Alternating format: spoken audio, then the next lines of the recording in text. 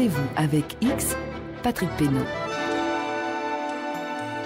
En Guinée-Conakry, la bataille est engagée. Une bataille de titans, ou plutôt de milliardaires, avec pour enjeu un véritable trésor, un gigantesque gisement de minerais de fer situé dans la chaîne de montagnes de Simandou, sur une superficie de près de 1500 km². Le plus grand gisement de fer inexploité au monde qui pourrait rapporter quelques 140 milliards de dollars au cours des 25 prochaines années. Les milliardaires en question sont deux. Un diamantaire franco-israélien, Benny Steinmetz, l'homme le plus riche d'Israël, et face à lui, le célèbre George Soros, financier et philanthrope, qui a soutenu et même inspiré quelques-unes des révolutions démocratiques des dernières années en Serbie, en Géorgie, en Ukraine ou même au Kirghizistan. Bien sûr, je simplifie à l'extrême.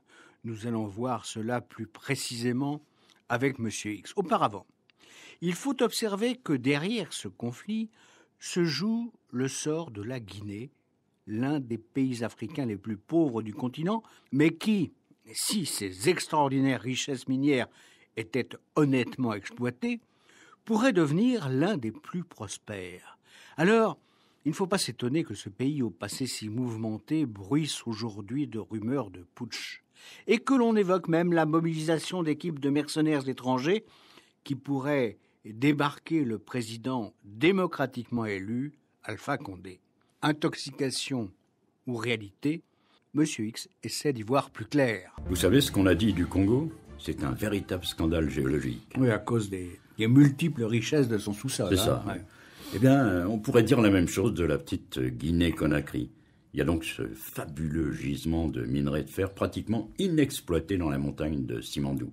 Un minerai à haute teneur et qui se trouve à fleur de roche. Et qui est donc aisément exploitable à ciel ouvert. Bien sûr.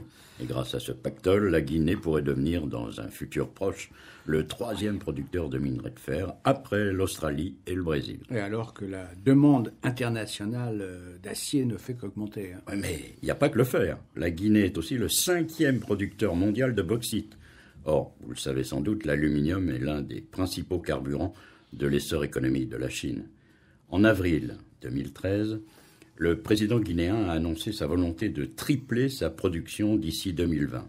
Et un consortium chinois est déjà sur le coup et a promis de construire une usine de transformation pour produire de l'aluminium. Mais ce qui exige, je crois, une importante consommation d'énergie électrique. C'est exact. Or, justement, la Guinée, qui possède encore bien d'autres richesses minières non encore exploitées, est le château d'eau de l'Afrique de l'Ouest. Ça signifie qu'elle dispose virtuellement d'un potentiel hydroélectrique considérable. Les experts estiment même que la construction de plusieurs barrages sur le fleuve Concouré pourrait faire de la Guinée un pays exportateur d'énergie électrique. Oui, mais en attendant, le pays est l'un des plus pauvres de l'Afrique et on n'y compte plus les coupures d'électricité. Malheureusement, oui. Et c'est essentiellement dû à la mauvaise gouvernance des dirigeants passés du pays. D'abord, le régime totalitaire de Sékou Touré jusqu'en 1984, puis la présidence autoritaire et corrompue d'un militaire, Lansana Conté, suivi à la mort de ce dernier en 2008 d'un épisode aussi absurde que sanguinaire. Ah oui, la dictature du capitaine Dadis Camara et le massacre de 2009. 150 opposants tués par l'armée dans un stade. Mais en décembre de la même année, le capitaine est lui-même grièvement blessé à la tête par un autre militaire. Et de facto, il doit passer la main. Son successeur, un général, Séjouba Konaté, rétablit le calme et se refusant à être lui-même candidat à la présidence, permet l'organisation d'élections démocratiques. Pour la première fois dans l'histoire de la Guinée. Et en effet, des élections libres donc. Mais quand même assez curieuses. Mais pourquoi À cause du fait ethnique. Bon, comme dans la plupart des pays africains. Alors en Guinée, la situation est la suivante. Le groupe ethnique le plus important est celui des Peuls, qui représentent à peu près 40% de la population et qui tiennent le commerce du pays. Mais malgré cette prééminence, les Peuls n'ont jamais pu accéder à la présidence. Et vous avez une explication, là ? Oui, les Peuls qui sont aussi présents dans d'autres pays. Le Sénégal, par exemple. C'est exact. Eh bien, ce sont souvent des mal-aimés qu'on accuse de trop aimer l'argent. Je ne sais plus qui a dit que les Peuls étaient considérés comme les Juifs de l'Afrique. En tout cas, Pour la plupart des Guinéens, ils sont réputés venir de l'étranger. Ouais. Et les autres ethnies, alors? Après les Peuls, le groupe le plus important est celui des Malinké, à peu près 30%. Sékou Touré était un Malinké. Ensuite, il y a des ethnies minoritaires, les Soussous, répartis dans la région de la capitale, Conakry, et ceux qu'on appelle les forestiers, qui, comme ce nom l'indique, sont originaires des lointaines régions forestières du pays. Oui, le capitaine Camara, par exemple. Alors, je reviens à l'élection présidentielle de l'année 2010. Au premier tour, Cellou Diallo, un ancien haut fonctionnaire international de grand talent, obtient plus de 40% des voix. Et à quelle ethnie appartient-il? C'est clairement le candidat des Peuls. Le Malinké Alpha Condé, dont nous allons reparler plus longuement, n'a obtenu que 18%. Et pourtant, au deuxième tour, c'est lui qui va l'emporter avec près de 52% des suffrages. Alors, il y a eu fraude? D'après les observateurs étrangers, il semble que non. Mais il y a eu une coalition anti-Peul. On a même entendu le slogan « Tout sauf un Peul ». Cependant, pour être tout à fait juste, il faut aussi tenir compte de la personnalité exceptionnelle d'Alpha Condé. Un opposant toujours, hein. Et qu'il l'a assez chèrement payé, puisqu'il a été emprisonné par Lansana Conté. Et lui, c'est un intellectuel. Qui a même été professeur d'économie à la Sorbonne. Condé, militant progressiste, a vécu presque toute sa vie en exil. En France. Où il a fait ses études et s'est lié d'amitié avec son camarade de lycée, Bernard Kouchner.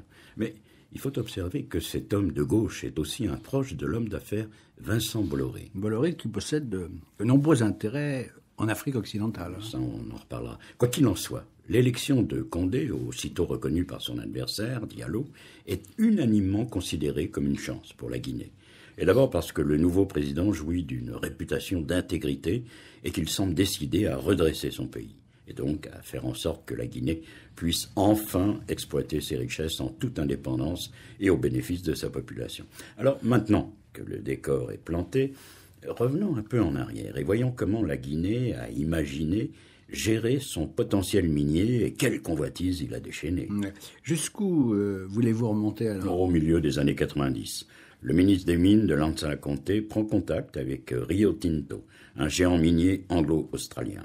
Et il est déjà question là de l'exploitation du gisement de minerai de fer de Simandou? Oui, et bien sûr, Rio Tinto est intéressé. 2 missions de reconnaissance sont envoyées à Simandou. Et les conclusions sont si positives qu'en 1997, la multinationale signe une lettre d'intérêt qui est suivie de l'obtention d'un permis exclusif de recherche sur les 4 blocs les plus prometteurs de Simandou. Ouais. Alors dès lors, on sait qu'on se trouve devant un gisement de minerai de fer exceptionnel. C'est certain. Et les autorités guinéennes semblent très pressées. Toutefois, le président Lansana Conté veut que Rio Tinto finance parallèlement la construction d'une voie ferrée traversant le pays d'est en ouest, le Transguinéen. Mais la multinationale rechigne à s'engager sur ce point. Conséquence, en 2000, l'année où le contrat de concession doit être renouvelé, comme les premiers travaux d'exploitation n'ont pas commencé, Rio Tinto doit rétrocéder à l'État guinéen 50% de la superficie initiale du permis de recherche. Ouais, ça ressemble à une mesure de rétorsion. On peut voir les choses comme ça. Mais en 2003, ça n'empêche pas le président Conté d'envisager de ratifier à nouveau le contrat de la concession minière accordée à Rio Tinto. Mais comme il n'a pas renoncé à son trans-guinéen, il retarde encore le moment de signer, d'autant que 2 concurrents se présentent, l'Australien BHP Billiton et le Brésilien Vale. Cependant, les choses traînent. Oui, toujours à cause de cette affaire du train. Et en 2006, on en est toujours au même point. Conté veut bien signer la concession avec Rio Tinto, mais il veut aussi sa voie ferrée. Et le géant anglo-australien continue à traîner des pieds. C'est alors qu'un homme va faire une entrée tonitruante dans cette affaire qui n'avance plus.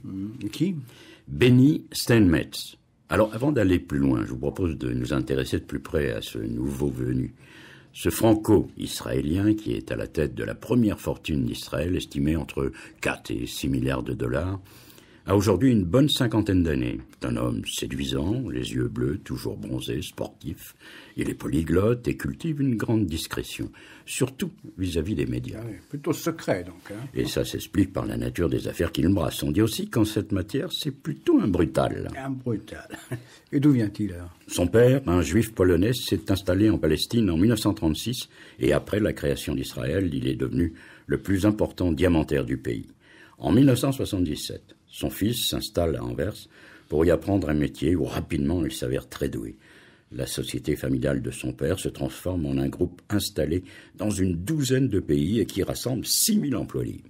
Multinational, quand même. Oui, le BSGR, le Benny Steinmetz Group Resources, qui a de nombreuses activités sur le continent africain et ailleurs. La téléphonie mobile, l'immobilier en Israël, l'ingénierie pétrolière en Grande-Bretagne, ou le cuivre en Afrique du Sud. Mais c'est le commerce du diamant qui reste son secteur le plus lucratif. Également en Afrique? Oui, je vois où vous voulez en venir. Les diamants de sang, comme on les a appelés. Parce que dans les années 90, ces pierres précieuses ont été au centre et quelquefois même à l'origine des terribles guerres civiles qui ont ensanglanté le Libéria, la Sierra Leone et l'Angola. Alors, quelle a été l'implication de Steinmetz dans ces conflits? Bon, je me contenterai de remarquer que le milliardaire est le plus gros investisseur privé en Sierra Leone et qu'il est toujours le premier acheteur de pierres précieuses au monde.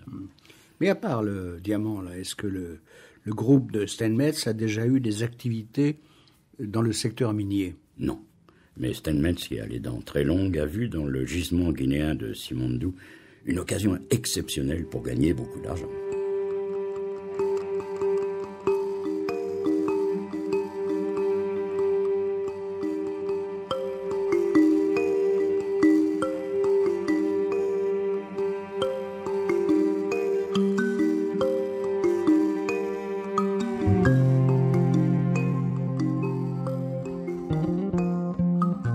Le Monde Magazine a récemment consacré un portrait à Benny Steinmetz.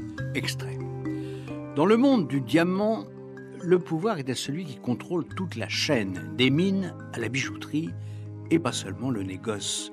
Benny Steinmetz se lance tout naturellement dans l'exploitation, comme en témoigne l'acquisition de concessions diamantifères dans l'ouest de l'Afrique à partir de 2006. C'est aussi dans les années 2000 qu'il entame une diversification dans le cuivre, le cobalt, le minerai de fer, l'ingénierie, le pétrole ou le gaz. De la Guinée à la Birmanie, du Nigeria au Kosovo, il connaît tous les réseaux et les hommes. Sa philosophie est simple, les affaires sont comme la roulette, on ne peut gagner le jackpot qu'en prenant des risques, et jusque-là, le risque avait payé. Le succès du BSGR lui a ouvert les portes d'un monde de luxe et de paillettes. Il devient le fournisseur privilégié du joaillier Tiffany qui part les stars. Insigne faveur, la De Beers, lui confie la taille du Millennium Star, le deuxième plus gros diamant au monde, une pierre en forme de poire de 203,4 carats d'une exceptionnelle pureté, créée pour célébrer l'an 2000.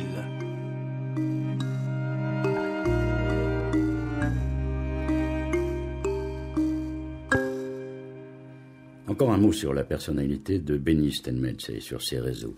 Ce discret milliardaire est très proche de la classe politique israélienne et des services de sécurité de l'État hébreu. Il est par exemple très ami avec les anciens premiers ministres, Ehud Barak et Ehud Olmert. Celui-ci, qui le connaît décidément très bien, a récemment confié à un journaliste américain « C'est le dernier type que vous voudrez avoir comme ennemi ». Ça en dit long sur le caractère du personnage. Hein. Bon, alors venons-en à son éruption sur la scène guinéenne. En 2006, Steinmetz va voir directement le vieux président. Lansana Conté lui promet qu'il aura son transguinéen. Ah oui, s'il lui accorde une concession à Simandou. Ah, naturellement. En fait, Benny Steinmetz a bien préparé son affaire. Ça fait 1 an qu'il est aux aguets. 1 an plus tôt, son groupe a installé une filiale en Guinée-Conakry. Et parallèlement, l'homme d'affaires a créé un montage de sociétés écran dans les îles Vierges. Un paradis fiscal britannique, ça. Oui, au sommet de la pyramide, on trouve la société Pentler Holdings, dont le capital appartient à une société de management basée en Suisse, avec comme principal client le groupe de Steinmetz. Oui, c'est un faux-nez. Ça y ressemble. Et à la tête de cette société domiciliée dans les îles Vierges, on trouve un franco-israélien, Frédéric Silens, un chef d'entreprise qui a beaucoup roulé sa bosse en Afrique. Un homme de Steinmetz, donc. Évidemment. Pour parfaire le montage financier, Pentler Holdings s'est vu confier un bon paquet d'actions de la filiale guinéenne du groupe Steinmetz. Et pourquoi alors cette cascade de sociétés, là ? Plus c'est compliqué et plus il est facile de sortir de l'argent pour rémunérer les intermédiaires. Or, dans ce genre d'affaires, il faudra forcément payer des pots de vin. J'ajoute que ce silence est aussi épaulé par l'homme de confiance de Steinmetz, Asher Avidan, un ex-agent du Shin Bet, le contre-espionnage israélien. Ouais, donc un professionnel de la sécurité. Hein. Exactement. Alors, pardonnez-moi d'avoir été un peu long, mais je voulais simplement vous montrer que Steinmetz n'est pas arrivé comme un beau diable en Guinée et qu'il avait bien préparé son affaire, financièrement et psychologiquement. Psychologiquement, c'est-à-dire? Lansana Conté est vieux et malade. Affaibli. Oui. D'ailleurs, il sera de plus en plus souvent absent, car il ira se faire soigner en Europe. En tout cas, il en a plus qu'assez des valses hésitations de Rio Tinto qu'il mène en bateau depuis près de 10 ans, sans même avoir commencé l'exploitation du gisement de Simandou. Alors c'est donc le bon moment là pour Steinmetz. Évidemment, et il lui faut aller vite. Sur place, ces hommes, Silens et Avidan, labourent le terrain, infiltrent les centres de décision et se lient d'amitié avec les piliers du régime Conté. Et j'imagine que ces marques d'amitié sont accompagnées de petits cadeaux. Forcément. Une montre, par exemple, sertie de diamants pour Conté lui-même, une reproduction miniature d'un bolide de Formule 1 incrusté d'un gros diamant pour le ministre des Mines, et une promesse de commission de 2,5 millions de dollars pour le clan très influent de la dernière et jeune épouse de Conté, Mamadi Touré. Enfin, pour bien faire, Silens embauche comme vice-président et responsable des relations publiques de la filiale du groupe le propre demi-frère de Mamadi. Au total, il en aurait eu pour quelques 12 millions de dollars. Oui, mais vous employez le conditionnel. Bien sûr, car la plupart du temps, ces cadeaux ne laissent pas de traces. Enfin, pas toujours, mais nous verrons cela tout à l'heure. Le groupe Steinmetz, pour emporter l'affaire, investit aussi 160 millions de dollars sur place. Sa filiale construit des écoles, des dispensaires, des centres culturels et même un commissariat. C'est donc le prix à payer pour obtenir la concession Simandou. Et c'est relativement peu quand on pense aux fantastiques bénéfices que l'exploitation procurera plus tard. Ouais. L'entreprise de Steinmetz est-elle couronnée de succès? Oui. En juin 2008, le groupe de Steinmetz a la certitude d'obtenir les droits d'exploitation de la moitié de Simandou contre la promesse de réaliser le transguinéen sans aucun frais pour l'État guinéen. Mais Rio Tinto alors? La multinationale est informée qu'en application du code minier de 1995, elle va perdre 50% de la concession de Simandou. Mais Steinmetz doit encore livrer une véritable course contre la montre, ou plutôt contre la mort, car l'état de santé de Conté s'est considérablement dégradé. Et enfin, sans doute grâce aux bons offices de Mamadi, la jeune épouse du président, Conté, hospitalisé à Genève, signe le contrat. On est alors début décembre. 3 semaines plus tard, Lansana Conté meurt. Il était temps, hein. Et c'est le capitaine Dadis Camara qui s'empare du pouvoir. En effet, la période qui suit est agitée. Camara, issu d'une ethnie minoritaire, c'est un forestier. C'est ça, et commence par éliminer ses opposants. Ouais. Qu'est-ce que ça change pour Steinmetz? Ses rapports avec le nouveau pouvoir sont encore meilleurs que ceux qu'il entretenait avec le clan de Conté. Comment a-t-il fait alors? Il a trouvé dans l'entourage présidentiel une oreille très attentive. Celle du nouveau ministre des Mines, Mahmoud Thiam, un cadre brillant qui a étudié aux États-Unis et est même devenu citoyen américain. D'emblée, il noue d'excellentes relations avec BGSR, le groupe de Steinmetz, et même des liens personnels avec le milliardaire. C'est lui, par exemple, qui représentera le capitaine Camara au mariage de la fille de Steinmetz en Israël. Et concrètement, comment est-ce que ça se traduit là, ces bonnes relations? Le nouveau pouvoir exige, par exemple, que Rio Tinto abandonne encore 2 blocs de Simandou pour non-respect de ses engagements. 2 blocs qui sont aussitôt attribués à Steinmetz. Ce dernier est donc au mieux avec le gouvernement du putschiste Camara. On le soupçonne même d'avoir mis en relation un ancien commandant israélien des forces spéciales reconverti dans la sécurité et ses nouveaux amis guinéens. L'objectif étant la formation de la garde prétorienne de la présidence et celle d'une milice ethnique aux ordres de Dadi Camara. Ouais, il faut rappeler que ce sont ces militaires qui seront impliqués dans le massacre du stade de Conakry.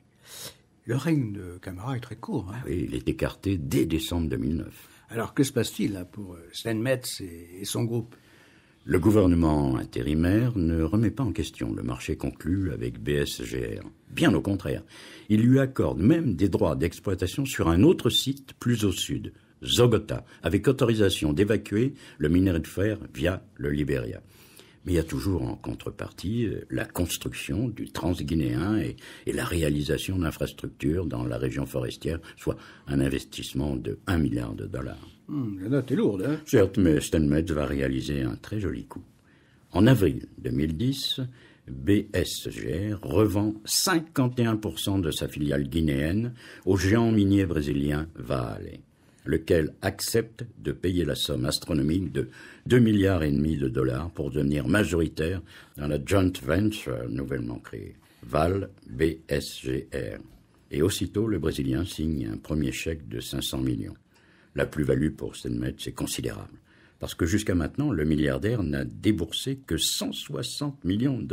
Mais, si j'ose dire, Steinmetz a mangé son pain blanc en Guinée, parce que ça va bientôt se gâter. Ah oui, l'élection d'Alpha Condé en 2010. Un président qui est décidé à voir clair dans l'attribution des concessions du gisement de Simandou, et qui surtout va s'entourer d'experts et de quelques précieux conseillers, dont l'un ne sera autre que le milliardaire philanthrope George Soros. Un homme qui a déjà croisé le fer avec Steinmetz et qui n'est sans doute pas mécontent de le retrouver sur son chemin.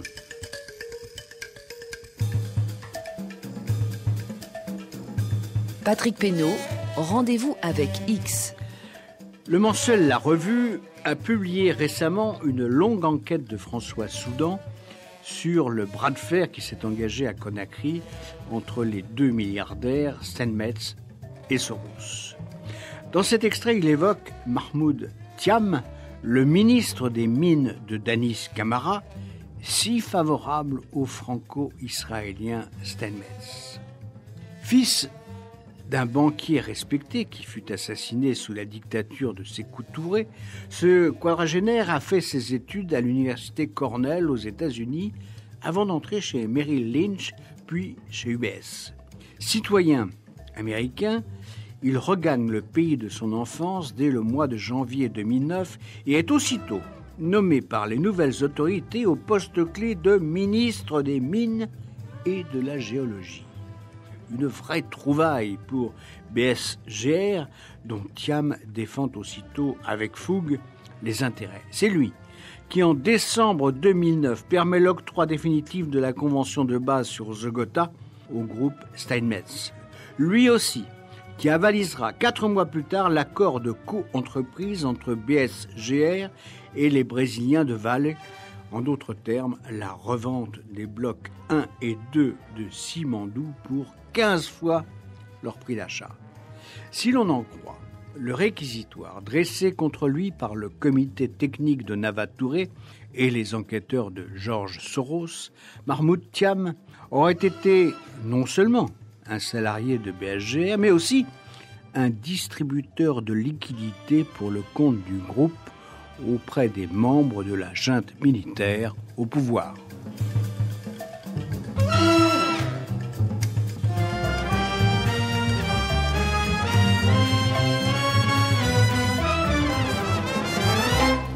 Alors comment Soros l'a-t-il conduit à s'occuper des affaires de la Guinée ?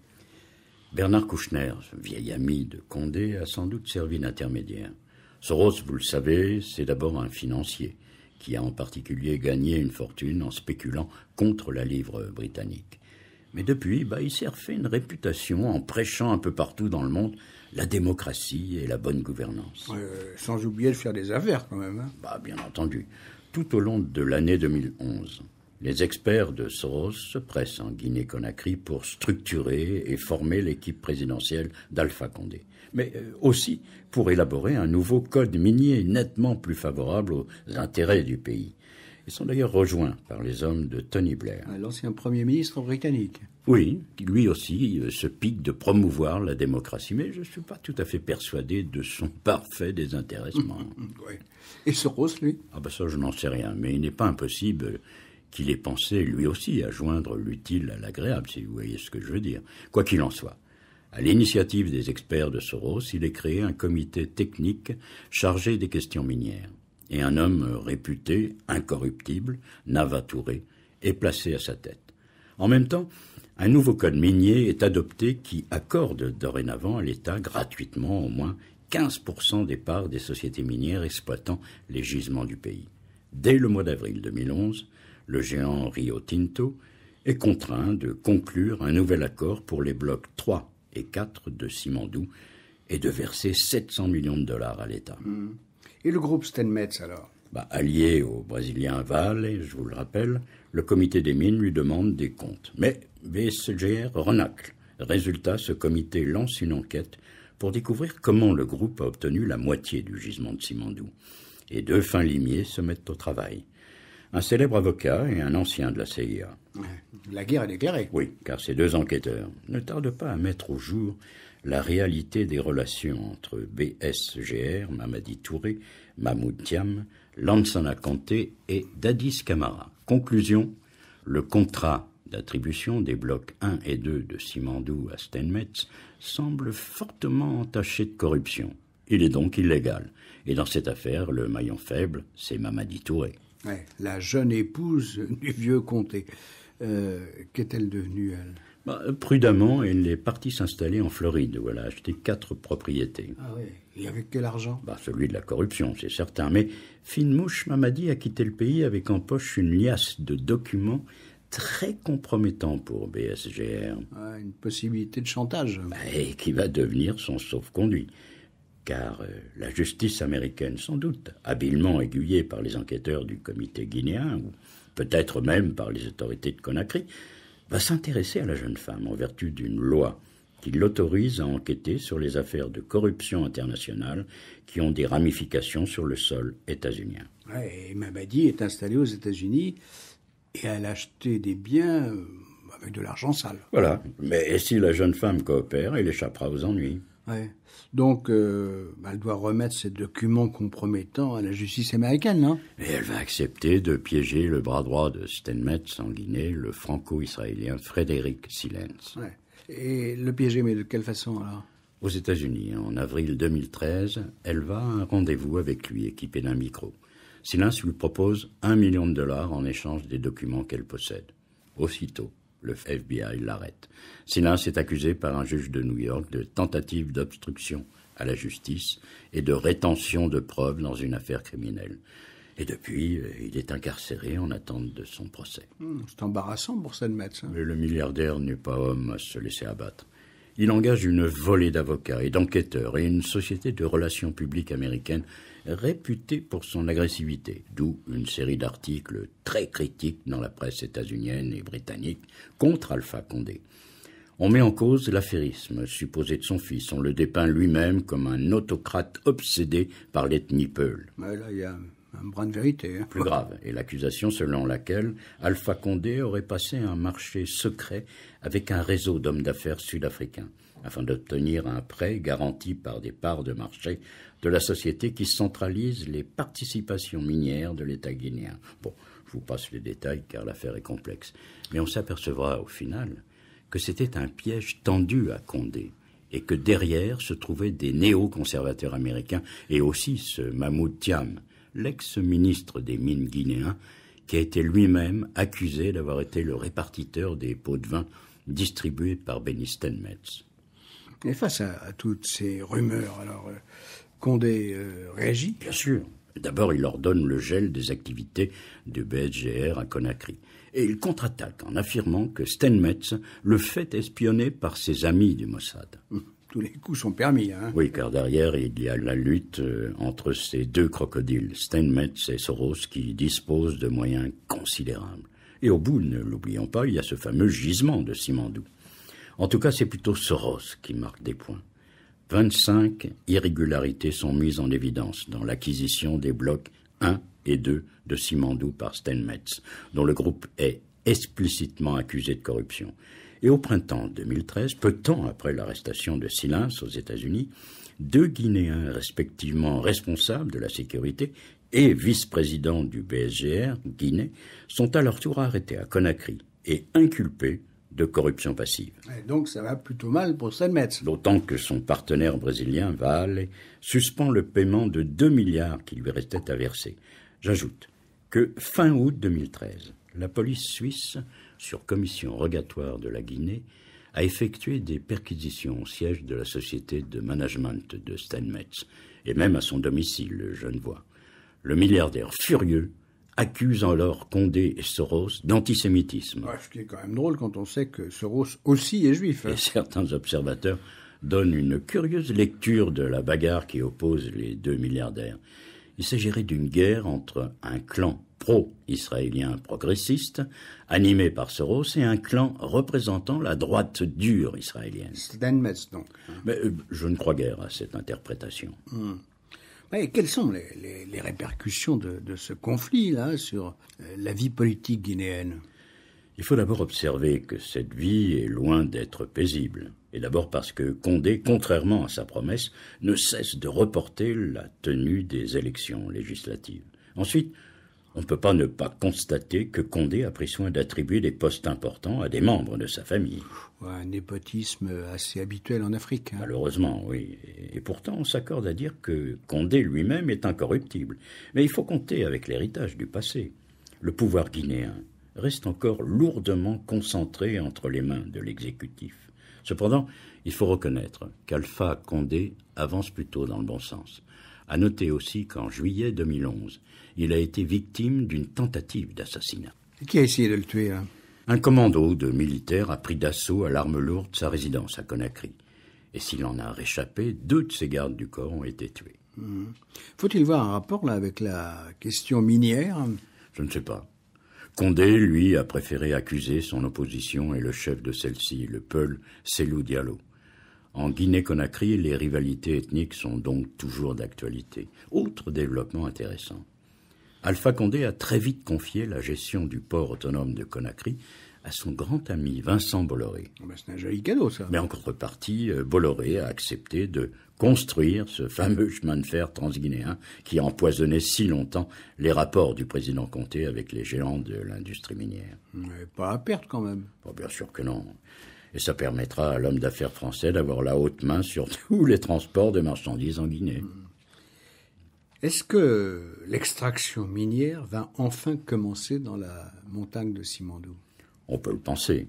Mais si Condé est toujours au pouvoir, ce sera sans Steinmetz. Rio Tinto est revenu dans le circuit et les Chinois sont eux aussi intéressés. Alors maintenant, venons-en aux derniers événements.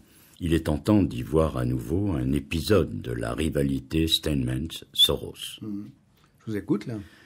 En 2013, Alpha Condé s'est enfin décidé à organiser ces élections si souvent reportées, mais qui seront tout de même les premières élections législatives démocratiques jamais organisées en Guinée. La campagne a commencé en septembre. Et aussitôt, de très violents incidents ont éclaté entre les partisans de Condé et ceux de Diallo, son principal opposant. Il y a même eu des morts. Un climat très tendu, donc. Et c'est alors que s'est produit un vrai coup de théâtre. 3 jours avant la tenue des élections, le Canard enchaîné, s'appuyant sur des notes de la CIA et de la DGSE, a annoncé la préparation d'un putsch contre le gouvernement Condé. Putsch préparé par le clan Steinmetz. Le plan prévoyait d'abord l'organisation de grandes manifestations qui inciteraient la police et les forces armées à user de la violence et donc à créer des martyrs. Ouais. Et ensuite, c'était le putsch proprement dit. Perpétré par des mercenaires sud-africains, israéliens et français, recrutés par un homme de Steinmetz opérant à Johannesburg. Et le pouvoir, changeant de main, Steinmetz récupérait ses droits sur les concessions minières. Bien entendu. L'information a été immédiatement reprise en Guinée-Conakry sur le thème « La patrie est en danger ». Et les partisans d'Alpha Condé en ont profité pour accuser le parti de l'opposition de Cellou Diallo. Et oui, vous vous demandez, vous, si l'information sur l'organisation du putsch n'a pas été lancée uniquement pour resserrer les rangs autour de Condé. Vous avez tout compris. Ce qui, par ailleurs, n'enlève rien à la capacité de nuisance du groupe Steinmetz, qui est toujours décidé à se battre et aurait maintenant l'intention de lancer une grande campagne médiatique contre les ONG financées par Soros. Oui, donc, la guerre continue. Quoi qu'il en soit, les élections se sont déroulées dans le calme. Mais les résultats plutôt favorables à Condé ont été si longs à être publiés qu'ils sont forcément entachés de soupçons. Et maintenant, on recompte. À samedi prochain sur franceinter.fr. Si tout fonctionne, vous pourrez réécouter cette émission qui a été préparée par Rebecca de Nantes réalisé par Michel Billou et mise en musique par Monsieur Djoub. Et tout de suite, après le flash, un peu d'aventure, CO2, mon amour de Denis Chessou. Mais bien sûr que tout fonctionne. Merci à vous, Patrick Pénaud. On vous retrouvera la semaine prochaine. Vous écoutez France Inter.